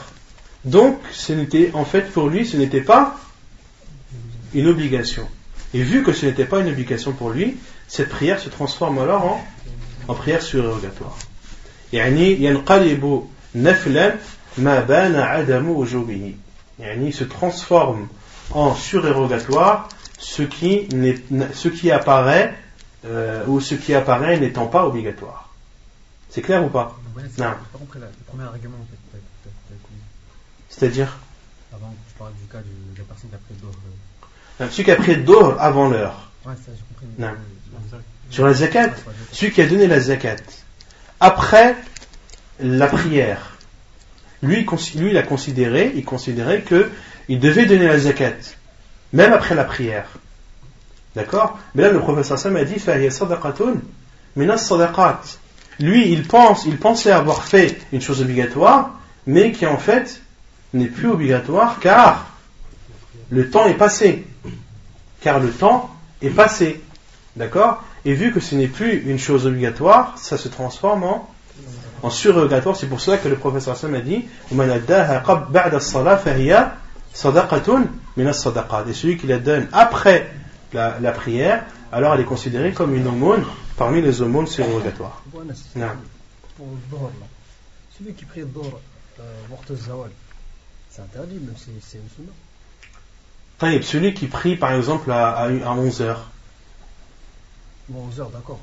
Mais fait Waqt al-Zawal.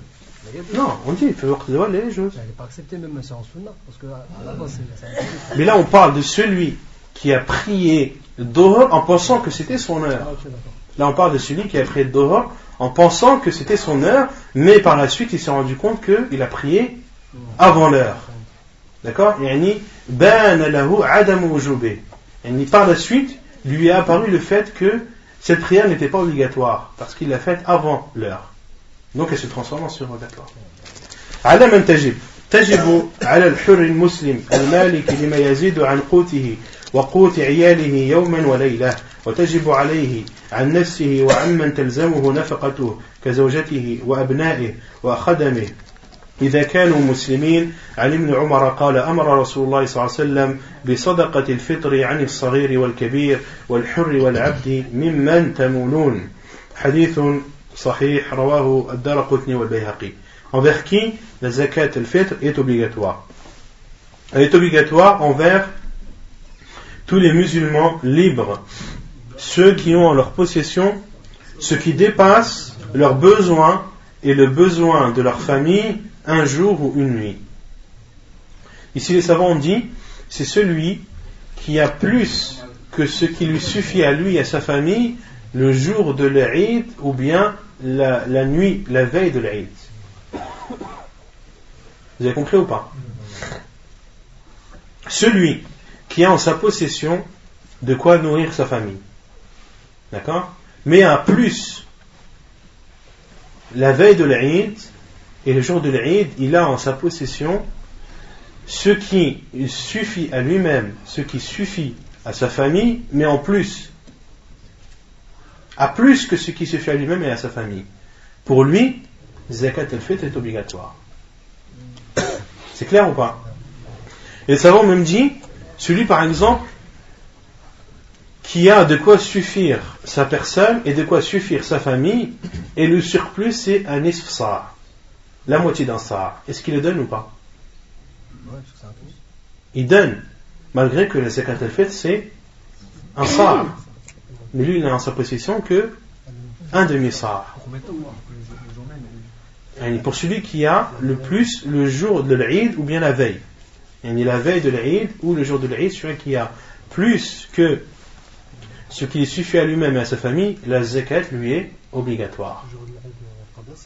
Qabla as-salat, bien sûr. De toute façon, la veille de l'Eid, tu sais très bien que tu sais très bien la quantité que tu auras.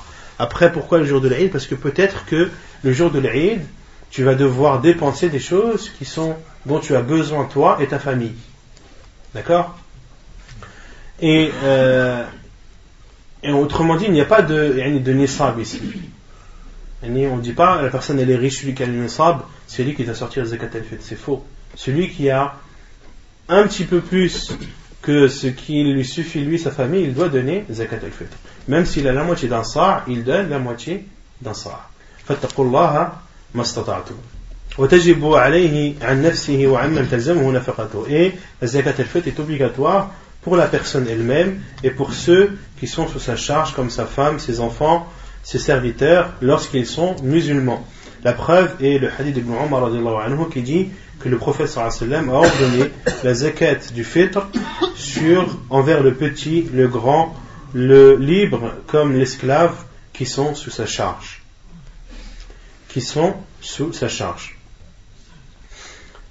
طيب قدرها la quantité de zakat à donner. والواجب عن كل شخص نصف صاع من قمح أو صاع من تمر أو زبيب أو شعير أو أقط أو غير ذلك مما يقوم مقامه كالأرز والذرة ونحوها مما يعتبر قوتا. Et l'obligatoire, ce qui est obligé, la quantité obligatoire à donner, c'est la moitié d'un sa' de blé ou de froment, ou bien un sa' de dattes ou de raisins secs, ou bien d'orge, ou bien de aqit. Et al-aqit, c'est... Qui connaît l'aqit? C'est du lait séché. Autrement dit, c'est du fromage. Ou toute autre chose qui prend la place, comme le riz ou tous les grains,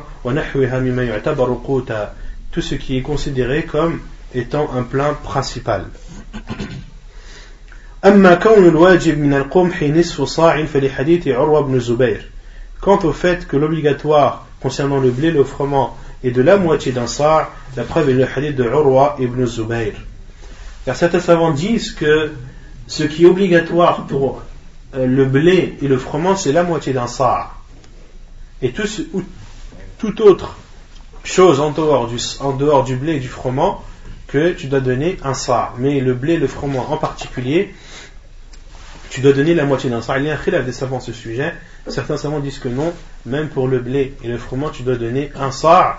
D'autres disent non, tu dois donner la moitié du sa', car il y a un hadith à ce sujet.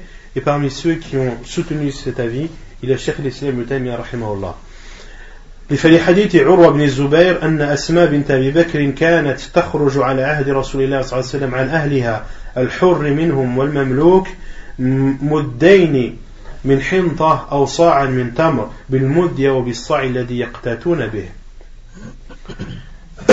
La preuve, c'est le hadith de Asma bint Abi Bakr qui, au temps du prophète sallallahu alayhi wa sallam, sortait la zakat pour sa famille, les esclaves parmi eux comme les libres, muddayn min hinta, 2 mudd de hinta qui est un synonyme de al-qamh, le froment ou le blé. Donc elle sortait combien? Muddayn, 2 mudd. Et 2 mudd, ça correspond à un demi-sa'. Aw sa'an min tamr, ou bien un sa' de date. Bil muddi aw bis sa' alladhi yaqtatuna bi, ceci en utilisant le mudd ou le sa' qui était connu chez les gens.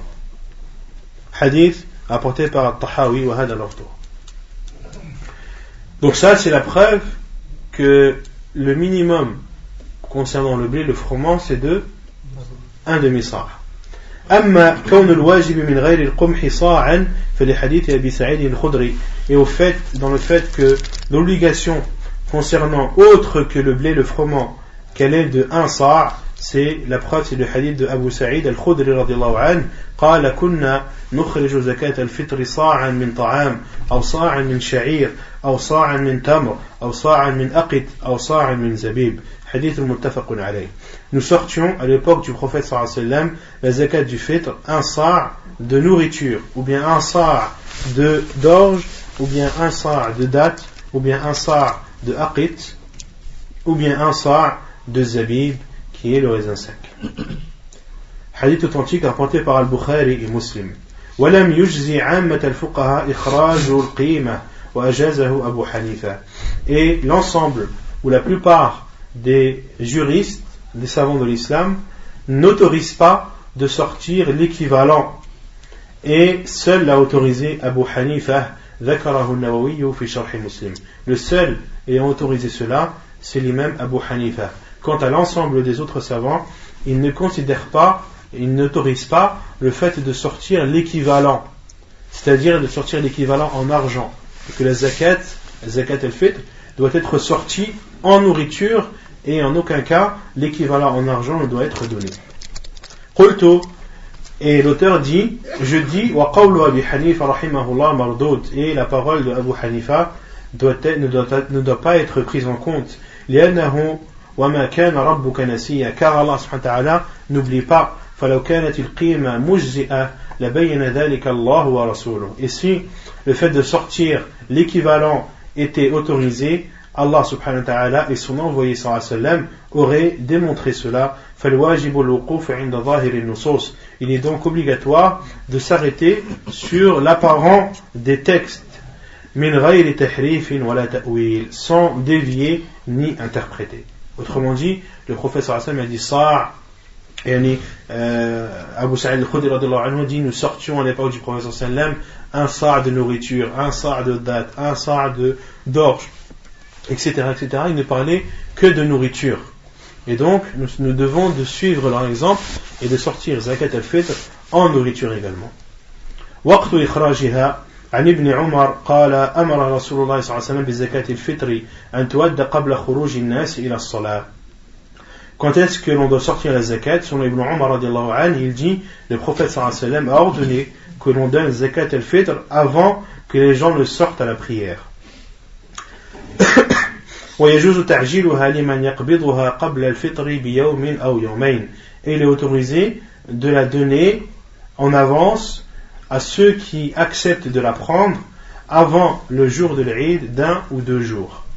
عن نافع قال كان ابن عمر يعطيها الذين يقبلونها وكانوا يعطون قبل الفطر بيوم أو يومين.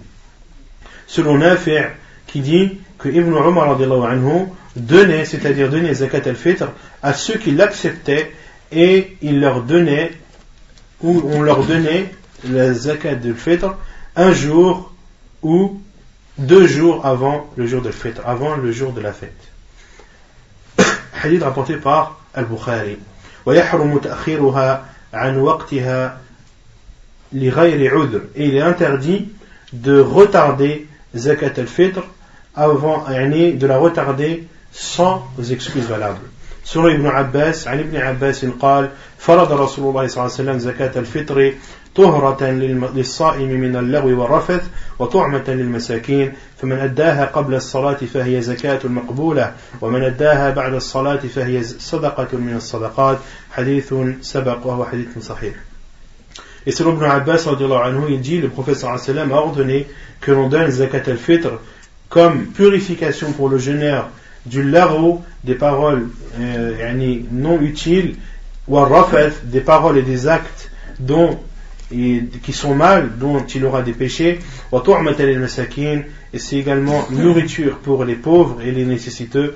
Faman addaha, celui qui la donne avant la prière, c'est une aumône, c'est une zakat acceptée, et celui qui la donne après la prière, elle est considérée alors comme une aumône parmi les aumônes. Donc, on déduit de ce hadith du prophète sallallahu alayhi wa sallam qu'il est interdit de reculer ou de retarder zakat al-fitr après la prière. Masrafuha, les personnes qui ont le droit de la prendre et les personnes pour qui elles sont destinées. لا تعطى صدقة الفطر إلا للمساكين لقوله صلى الله عليه وسلم في حديث ابن عباس وطعمة للمساكين. Concernant zakat al-fitr, elle ne doit être donnée que pour les pauvres et les nécessiteux. لقوله صلى الله عليه وسلم, la preuve est le hadith de Ibn Abbas où le prophète sallallahu alayhi wa sallam a dit que c'est une nourriture pour qui? Pour les pauvres et les nécessiteux. Autrement dit, que le zakat al-fitr ne doit être donné qu'aux pauvres et aux nécessiteux et à personne d'autre. Zakat al-fitr ne doit pas être donné aux 8 catégories qu'on a vu pour zakat al-mal, pour la zakat des biens et autres. ونكتفي بهذا القدر وسبحانك اللهم وبحمدك أشهد أن لا إله إلا أنت أستغفرك وأتوب إليك.